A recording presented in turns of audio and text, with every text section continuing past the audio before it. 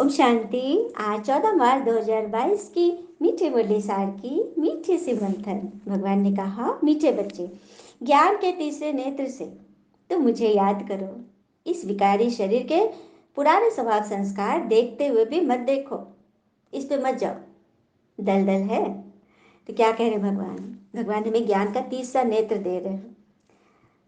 जानते हैं, भगवान का बच्चा बनते ही भगवान हमें सौगात में क्या देते हैं? तीसरा नेत्र देते हैं, जो कि हम शिवलिंग पर भी देखते हैं। तीसरा नेत्र देवी देवताओं को भी दिखाया जाता है ना, तीसरा नेत्र। तो वास्तव में ये ज्ञान का तीसरा नेत्र देकर भगवान हमारी दुनिया बदल देते हैं।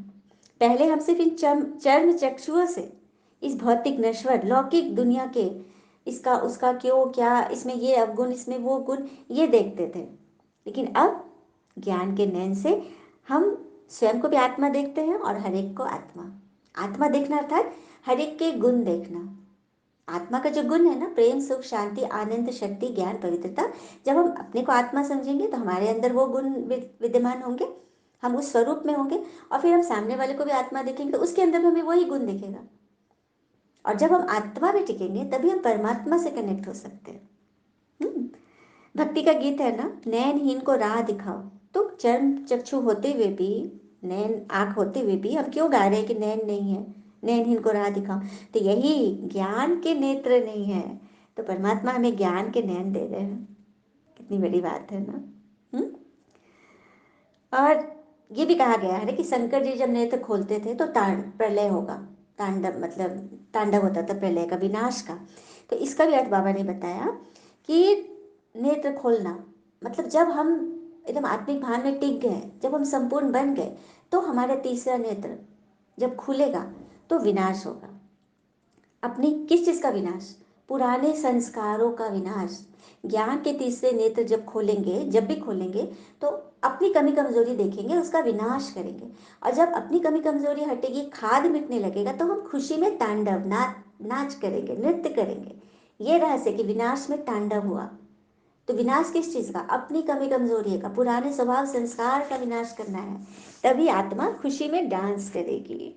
है ना बड़ी बात। प्रश्न है, पिता का कौन सा डायरेक्शन मिला हुआ है हमें? तो हमें डायरेक्शन मिला है कि पुरानी दुनिया, पुराने स्वभाव संस्कार को अब विनाश करना है, खत्म करना है। इस रावण राज्य से दिल मत लगाओ। दिल लगाना अर्थात, दिल लगाना अर्थात एक तो अच्छाई में दिल लगेगा, एक बुराई में भी दिल लगता है। किसी ने कुछ टेढ़ा बोला, कोई मेरा साथ नहीं दे रहा है, हाँ, हम फंसे हुए हैं, अकेले हैं, तो उसी में दिल लग गया। किसी के बर्ताव में दिल लग गया, या किसी के अच्छाई गुण में दिल लग गया। नहीं, किसी में दिल लगेगा। यदि आप किसी से अभी आज का बहुत अच्छा संबंध है, बहुत अच्छा बोला, आप उससे दिल लगा लिए, बड़े खुश हो गए, तो कल को यदि कुछ आपकी इच्छा के विरुद्ध बोलेगा तो आप बहुत ज्यादा गिर भी जाओगे। आए ना समझ में? जब हम बहुत ज्यादा प्रशंसा में उछल जाएंगे तो फिर हल्की सी बात में उबल भी जाएंगे। इसीलिए कहते हैं भगवान, समान रहो। निंदा स्तुति मान अपमान सब में समान रहो। और हमने ये चीज तो सुना है ना, hear no evil, see no evil, talk no evil. भगवान कहते हैं थिंक नो इविल, क्योंकि यदि सोच भी लोगे ना तो एक न एक दिन वाणी और कर्म में आ ही जाएगा। सबके अनुभव है। जो कोई कमजोर होते हैं उस वक्त, या बात बढ़ने के डर से उस वक्त चुप हो गए, सामने वाला बहुत बोल रहा है, आप चुप हैं, लेकिन आप मन में भरते जा रहे हैं, डालते जा उसके सारे बोल को, शब्द को, अक्षर से सेम टू सेम आप मन में डालते जा रहे हैं। आप उस समय नहीं बोले, और आप ये भी बोल रहे हो कि हम तो सब सह लेते हैं, लेकिन आप मजबूरी में सहे, खुशी खुशी सहे क्या? आपने तो मन में सब दर्द भर लिया। तो जब भी मौका आएगा, जब भी आप कमजोर पड़ोगे, तो सारा जो मन में भरा है ना, सारा उगट दोगे। एक दिन में सारा आप निकाल दोगे, क्योंकि आपने अंदर भर लिया है।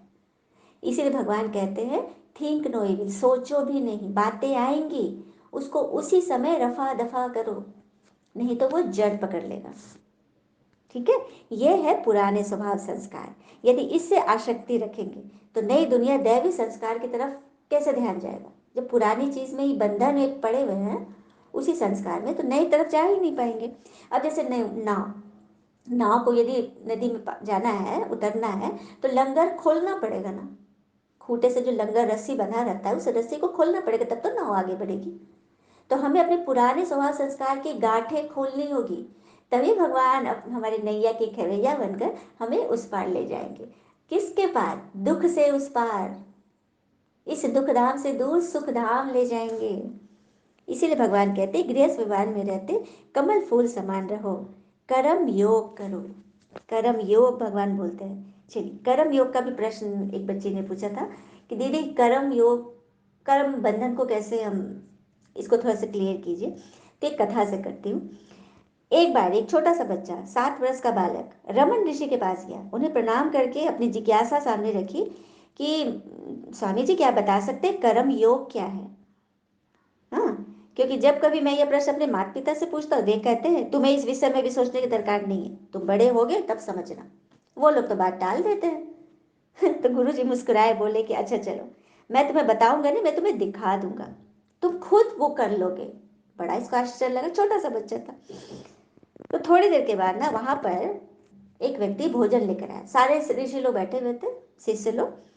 भोजन लेकर आया। रमन ऋषि ने उनके सामने जो भोजन रखा था वो एक टुकड़ा लिए और उस बच्चे को वो प्लेट दे दिए। ठीक है, खाना उसके सामने रखे और उसको बोले कि देखो, जब तक मैं उंगली उठाकर इशारा नहीं करूंगा तब तक तुम ये भोजन खाते रहोगे। हाँ, ध्यान रहे, मेरे संकेत से पहले तुम्हारा भोजन समाप्त नहीं होना चाहिए, पर जैसे ही मैं उंगली उठाकर संकेत दूं तो पत्तल पर भोजन का एक भाग भी शेष नहीं रहना चाहिए। समझ में आया? उन्होंने कहा कि अब जब तक मैं उंगली उठाकर इशारा नहीं करता हूं तब तक तुम यह रोटी चपाती जो भी है भोजन खाते रहोगे। ध्यान रखना कि मेरे संकेत जैसे ही मैं उंगली का फिर से इशारा करूं गिरने का, मतलब डाउन जब करूं, तो तुम्हारा भोजन पत्तल में नहीं रहना चाहिए, शेष हो जाना चाहिए। तो बालक समझ गया। महर्षि ने उंगली उठाया, बच्चा खाना शुरू कर दिया। हाँ, लेकिन खा भी रहा है किंतु उसकी नजरें कहाँ है? महात्मा जी की उंगली पर केंद्रित है। एक उंगली। बालक ने शुरुआत में तो बड़े बड़े निवाले खाए, पर बाद में अधिक रोटी न बचने पर उसने छोटे छोटे वाले शुरू कर दिया कि कहीं मेरा जल्दी खत्म ना हो जाए, क्योंकि उनकी उंगली के साथ मतलब उसको खाना है और खत्म करना है। छोटे छोटे निवाले खाने शुरू कर दिए। तभी अचानक उसने देखा कि उंगली झुक रही है नीचे। उंगली झुकी, इशारा मिलते बालक ने बचा हुआ पूरा रोटी सब्जी सब लपेट लिया, मुंह में डाल दिया, और निर्देशानुसार उसके पत्तल में कुछ भी नहीं था। बच्चे की इस प्रतिक्रिया को देखकर रमन ऋषि बोले, अभी अभी जो तुमने किया यही वास्तव में कर्म योग है। बच्चा नहीं समझा, तो उन्हें समझाते हुए कहा, देखो, जब तुम रोटी खा रहे थे, हाँ, तब तुम्हारा ध्यान केवल मेरी उंगली पर था, मुझ पर था। रोटी के निवाले मुख में डालते हुए भी तुम हर क्षण मुझे ही देख रहे थे। ठीक उसी प्रकार संसार में सभी कार्य करते हुए अपने मन मस्तिष्क को ईश्वर पर केंद्रित रखना, मतलब कि ईश्वर की याद में, याद, चलिए वो तो रमन ऋषि की बात है, लेकिन यहाँ याद मतलब भगवान की श्रीमत। आज बाबा ने मुरली में मुझे क्या बोला है? मुझे ज्ञान के तीसरे नेत्र दिए, उससे मुझे अपने आप को आत्मा समझना, सामने वालों को भी आत्मा समझना, सबके गुण देखने हैं, गुणग्राही बनना है, हंस बुद्धि बनना है। सब कर्म करते जब इस बात के मनन चिंतन में रहेंगे तो यही है कर्म योग, अपने कर्तव्यों को पूर्ण रीति पूरा करना। देखा कितनी सुंदर से भगवान की बात समझ में आ गई ना। धारणा है, ईश्वरीय सेल्वेशन आर्मी बन विश्व के डूबे हुए बेड़े को पार लगाना है। सेल्वेशन आर्मी, बचाव पक्ष के जो सिपाही होते हैं, सेना, जो कोई भी डिजास्टर होता है, कुछ होता है तो वो लोग जाते हैं ना ग्रुप्स में, सबको बचाते हैं। तो बाबा कह रहे कि यहाँ सभी आत्माओं के मन का बेड़ा डूबा हुआ है, मन सबका दुख में है। हाँ, बहुत अच्छी अच्छी बातें हुई है, बढ़िया भोजन मिला, बढ़िया घूमने गए तो मन अच्छा है, लेकिन वहां पे कुछ भी छोटी सी भी बात हो गई, मन फिर से दुख में। मन में शक्ति नहीं कि वो इन सब बातों को लेट गो करे। तो कहते हैं ना, मन का बेड़ा डूबा हुआ है। तो सभी के मन को पार लगाना है, सभी के मन को सुमन बनाना है, कौड़ी तुल्य मनुष्य को हीरे जैसा बनाना। ज्ञान धन दान करने में कंजूसी नहीं करना, नहीं तो कोई क्या कहेंगे कि आपके पास ज्ञान है, धन है, अगर किसी के पास धन है वो दान न करे तो वो धन किस काम का? अब खुदा न खास्ता कहीं कुछ घटना हो गई तो सारा धन हमने किसके लिए कमाया? औरों के लिए ना। तो जो भी आपके पास है यथाउचित दान करें, चाहे ज्ञान धन हो चाहे स्थूल धन हो। अपने दिल दैवी गुणों की धारणा तरफ लगानी है। वरदान है, दिव्य बुद्धि द्वारा सदा दिव्यता को ग्रहण करने वाले सफलता मूर्त भव। दिव्य बुद्धि द्वारा सदा दिव्यता को ग्रहण करने वाले, दिव्य बुद्धि किन की होगी? जो ज्ञान श्रीमत पे चलेंगे। सबसे पहले तो यह निश्चय करेंगे कि हमें यह ज्ञान स्वयं भगवान दे रहे हैं, चाहे माइक कोई भी हो, निमित्त कोई भी हो, डजेंट मैटर, ज्ञान किसका है। जब हम इस भान में ज्ञान सुनेंगे ना, भोले बाबा के भोले बच्चे बनकर सुनेंगे, तो ये ज्ञान सारा हमारे अंदर जाएगा और हमारी बुद्धि सोने की बन जाएगी। कहते हैं ना, शेरनी का दूध सोने के पात्र में ही अटता है, टिक सकता है। तो अपनी बुद्धि को, मन बुद्धि को सोने का पात्र बना लो, पवित्र बना लो, तो परमात्मा का ज्ञान अंदर जाएगा और फिर हमारे सारे विकर्म भस्म होंगे, हमारी सारे प्रॉब्लम्स का हल मिलेगा। हम हर एक के डूबे हुए बेड़े को बचाने के निमित्त बन जाएंगे, हम विश्व सेवाधारी बन जाएंगे, भगवान के सपूत बच्चा बन जाएंगे। तो दिव्य बुद्धि जब धारण करेंगे तो उसकी दिव्यता से हम सफलता मूर्त बनेंगे। भगवान का बच्चा बनते ही हमें दिव्य बुद्धि का भगवान वरदान दे देते हैं। तो उन्हें जितना कार्य में लगाएंगे उतना हम सफलता मूर्त बनेंगे।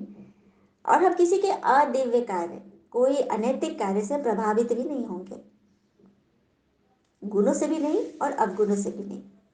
किसी चीज में प्रभावित नहीं होना, फंसना नहीं है।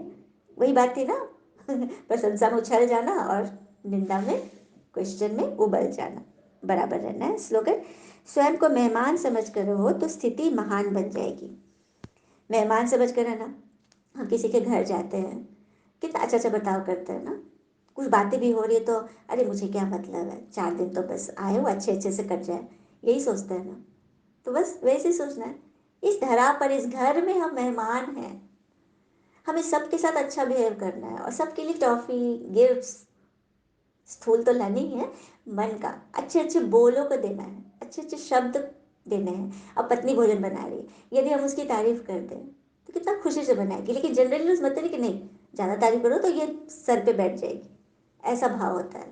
तो ये सब बिल्कुल अनैतिक कार्य है, भगवान को बिल्कुल नापसंद है। जो काम प्रेम से हो सकता है वो शासन से नहीं। अच्छा, ओम शांति। शुक्रिया मीठे बाबा, वो बाबा के प्यारे प्यारे बच्चे। All is well that ends well. ओम शांति।